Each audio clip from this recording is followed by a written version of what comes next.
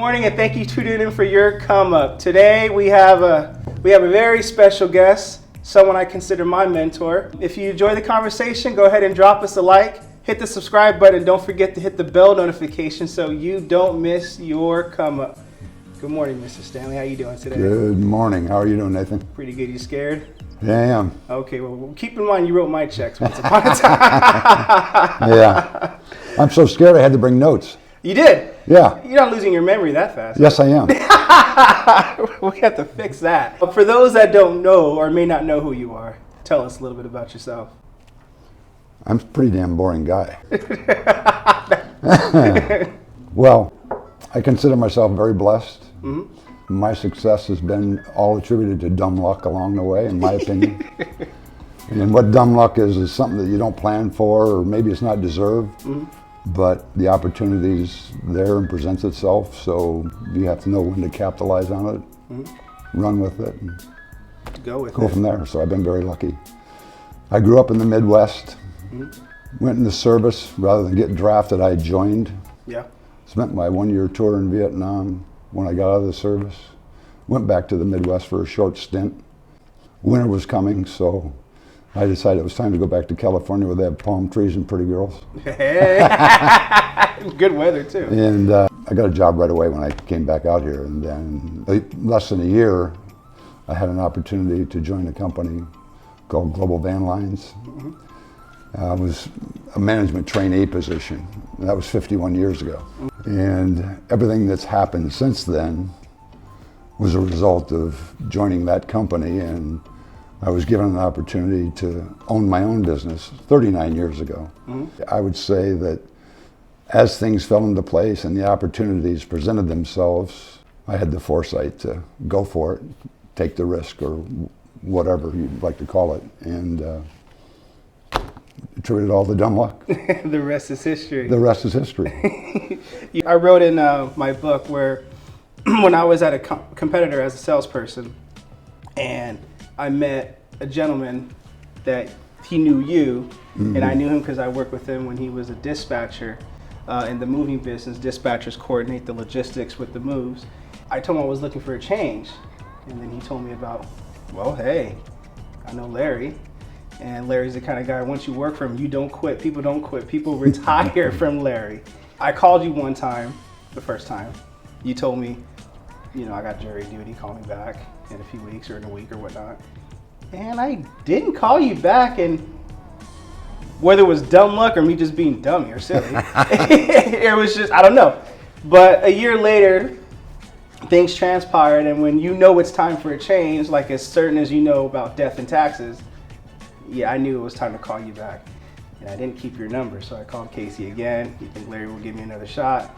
And Casey was like, you know, Nate, you effed up by not keeping his number. Let me check with Larry first. And by dumb luck and God's grace, he said, okay. That's how it happened. Yeah, we met over Mexican food. Yeah. I really want to order a margarita, but it wasn't here. Yeah, you just asked me a very serious question. A year ago, you called me. You declined me. You didn't call me back. Now you're here. Why? And that was the most serious I've seen your face, where depending how you answer it will depend how further, whether we go further or we end it right here. And maybe you can eat some chips and salsa. But yeah, the rest is history. It was a real blessing working with you. And when you went into business for yourself, you had a pretty interesting story. How did the building come with the business as well in this area? The guy I bought the business from also owned the building. Okay. It wasn't until after he passed away that I bought the building from his family and trust. They called me up and said, how'd you like to buy the building? So that's how that all evolved. It happened over like a napkin in the hood of a car? Back in those days, we weren't as litigious back in those days like we are now. Everything I did with the man that I bought this company in Palm Springs area from was on a handshake. Nothing was in writing. Used to be able to do business that way. Yeah. Today, in our litigious society, it's a little more fuzzy, but he was in his 80s when I met him. He was really already retired, and he had a manager here and another partner at the time that was responsible for the manager. Just a wonderful man. Right. But that's just the way he was. You didn't have to put anything in writing. And he had the confidence in me and felt the same way about me over the 5 years before the first time I met him to the time I bought the business from him, that it didn't have to be in writing. Okay. One thing I attribute to you being so blessed is when your staff, they don't leave. You had very low turnover. Heck, I think I was quicker to get rid of somebody than you're like, hey, wait a minute, Nate, you know. But what do you attribute that to? Is it just good instincts when you meet someone? Is it a discernment you have about them, or what do you attribute that to? That's all part of it. Yeah. I think it's in how I treat the people. And I got some good tips from one of my mentors early on in my career that I based a lot of my principles around in ultimately buying the business, operating the business. How you at the time I was just a manager, president of the company, then given an opportunity to buy into the local franchise, if you will. Yeah. He gave me a couple good tips, and I'm going to give them to you today. Okay. Can I tell you a joke? Please, please. On a certain day, a bull and a pheasant were grazing. Bull was chomping the grass, pheasant was picking ticks off the bull partnership. There's a huge tree at the edge of the field. The pheasant very nostalgically looked at the tree and said, "Oh, alas, there was a time I could fly to the topmost branch of the tree. Now I do not have enough strength in my wing even to get to the first branch." The bull very nonchalantly said, "That's no issue. Just eat a little bit of my dung every day. Within a fortnight you'll get there." Pheasant said, "Come on, what kind of rubbish is that?" The bull said, "Really, try and see, the whole humanity is on it." So very hesitantly, the pheasant started pecking at the dung, and lo, on the very first day it reached the first branch of the tree. Within a fortnight, it reached the topmost branch of the tree, just beginning to enjoy the scenery. An old farmer was rocking on his rocking chair, saw a fat old pheasant sitting on top of the tree, pulled out his shotgun and shot the bird off the tree. The moral of the story is, many times even bullshit can get you to the top, but it never lets you stay there.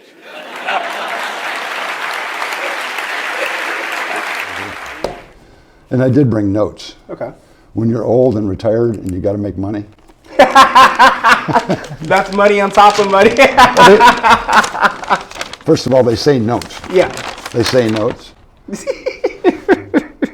So I brought them along today, Look at that. so I didn't forget. No, you did not. So the first thing, he was one of the founders of Global Van Lines. When I was being promoted, he said, "Larry, let me give you a piece of advice." And this is the first note he slid to me. I still have the original note. I wrote this one for you. Go ahead and read it. If you build a good enough barn, no jackass can kick it down. What does that mean to you? To me, if you treat the people right, they'll treat you back with the same. They want to stay. Happy employees are productive employees to me. You know, whether it's as a manager in the job you do the very best you can do, and you probably won't get fired. That's right. You never know, probably. If you own a business and you operate it right and above board, the bank's not going to be able to take it away from you. Right. If you're a ditch digger, be the best ditch digger you can be. It's funny how you wrote this in gold, too. That's why I put it in gold. It's just whatever your endeavor, be the very best you can be. Education they can't take away from you. Whatever you learn in the process, they can't take it away from you. So if you build a good enough foundation, nobody can take whatever skill set you have away from you. But it's always stuck in the back of my mind, those words. If you build a good enough barn, no jackass can kick it down. Right. I love it. And that's how I operated the business. You know, anybody can build a lemonade stand, but when you add a second and third one and add employees, you have a different level of commitment to debt. And not everybody wants to put their name on the dotted line for $4 million in debt and $1 million credit line along the way. So it takes some intestinal fortitude to get there and to do that. It sounds like intestinal fortitude. But I always operated with that in the back of my mind, that if I build enough build a good enough barn, no jackass is going to kick it down and take it away from me. Okay. That's awesome. What's the second tip? Part of the promotion was this. When you talk about employees, Don't crap on me and tell me now, nice I like in brown. how nice I look in brown. Oh, okay, okay. Don't crap on me and tell me how nice I You look have a in brown. handwriting like a pharmacist. All right, don't crap on me and tell me how nice I look in brown. Correct. And that's the golden rule. I've always treated people like I wanted to be treated, Right. with respect. And, you know, a few times I told you, how long you been here, not counting tomorrow? That wasn't a motivational speech, but always felt it was important that you make people feel good and they'll do good for you. Feel good about themselves, feel good about the job they're doing, whatever it is. So I never tried to knock them down and then expect them to go out and do a fantastic job for me. Right. And it was based on that little, and he was a tough guy to work for. Wow. He was a tough guy to work for. Okay. Those two have been a key guiding principle to me. Throughout, when I was a manager, when I was a vice president, I always tried to do the best I could and treat people like I wanted to be treated, with respect and admiration along the way. Do to others as others won't do unto you, right? Yeah. Okay. And it's lonely at the top. You can't run a company without great employees. No, you can't. And so I think I have 3 degrees. Did I ever tell you this? No, I thought you were just an. A baggy pants, Yes. a baggy pants moving Buena Park. Yeah. I have a degree in common sense. Uh-huh. I have a degree in integrity, and I have a degree in attitude. Because those 3 things, most of them are, well, first of all, my parents, Right. I think, are the foundation for those 3 things. But the self-education that I got through, in my day, it was books and cassette tapes. I don't have a great attention span for reading. I don't like to read. You're more of an audiobook person? Totally, now, especially now today. Right. YouTube is where I get all my information. Love YouTube. I don't get the mainstream media news. I don't attempt to learn anything from that except maybe the car chases in LA. That's my entertainment. NFL Sunday, maybe. Okay. Not anymore. Okay. So every employee that I ever talked to, interviewed, and including you, it's more casual. And I try to get a read on, do they have any common sense? Do they know enough to come in out of the rain? Do they have some integrity? Yeah. And mainly their attitude. I think your attitude totally determines your Oh, altitude. you cannot teach attitude. You just. No. Yeah. So that's the 3 things that I feel I have been blessed with, and that's what I look for in employees. That's what I did look for in employees. And with the way things are in 2020, I'm glad I don't have any employees anymore. Want to ask, when you were growing your business, when you acquired it, what was the toughest aspect about growing it, or the toughest challenge you had to deal with growing it, and how did you come up from that? My employees, I think, raised me up and made me a better person and made our company. Yeah. Challenge is that owning a business, when it does come the time you have to let somebody go for whatever reason, that's the most difficult thing you can do. And then just dealing with insurances, day-to-day things, payroll, bankers, satisfying bankers along the way. And I was blessed enough to get to the point for the last 7 years of the business I was debt-free and didn't have to kiss any bankers behind. You have to kiss no jackass. I didn't have to worry about them coming in and saying, okay, call that credit line. Oh, yeah. It's lonely at the top. Sometimes you just have to bite the bullet and make some tough decisions. Right. It's challenging. It's not for everybody. No, it's not. Most of my employees, many of my employees, not most, many of my employees could have did what I did, but they were smarter than me. That was the other thing I looked for. Are you smarter than me? I'll hire you. Well, I don't know why you hired me. But do they want to go on the dotted line and mortgage their house 3 and 4 times, which I did. I was in one home for 23 years. I can't tell you how many times I refinanced it. Or it was on a banknote somewhere. So not everybody wants to do that. And I can appreciate that.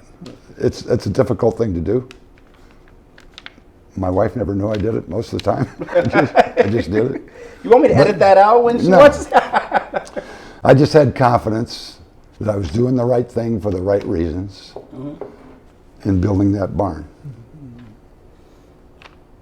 I'm gonna take a picture of these and post it up there. We were talking earlier today, I mean, things have changed so much. We were talking about the technology that these little things bring to us and how valuable they are to everything we do every day. Right. In my early days, it was cassette tapes. You don't have to carry around a cassette deck. That's right. I made a sales call on Digital Equipment Company back in the Boston area in the mid-'70s, and when you walked into their lobby, there was a huge bay of computers lining the whole lobby, and we used to haul and deliver them all over the country for them. Right. So I was there to make the sales call, and in the middle of it was a little pedestal with a thumbnail-sized chip in it, and it said, in the future, and it didn't have a date on it or a time, it said, this will hold everything that these do. And here they are. That's right. This is such a valuable tool for all of us today. And you're talking about birthdays and how do you remember these people's Yeah, birthdays? you remember everyone's birthdays. No, I don't. Yeah, Google Calendar This does. Search, Siri, maps, I mean everything. This is everything to us today. It is.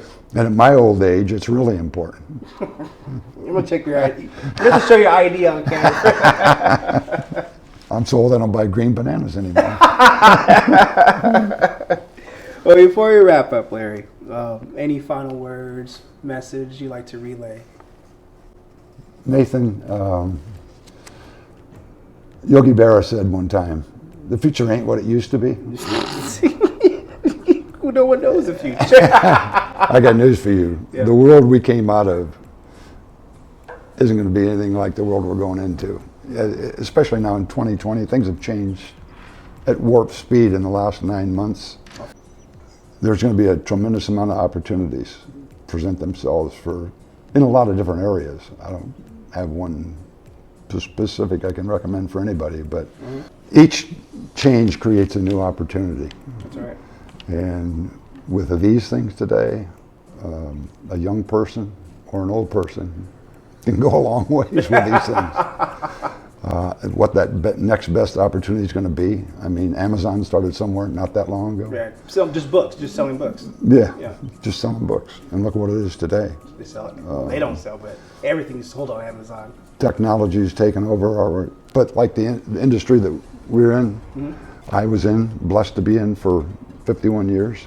The service industry, it's pretty hard to be replaced with technology. Oh yeah. Along the way, technology changes how we operate every day, but it improved it.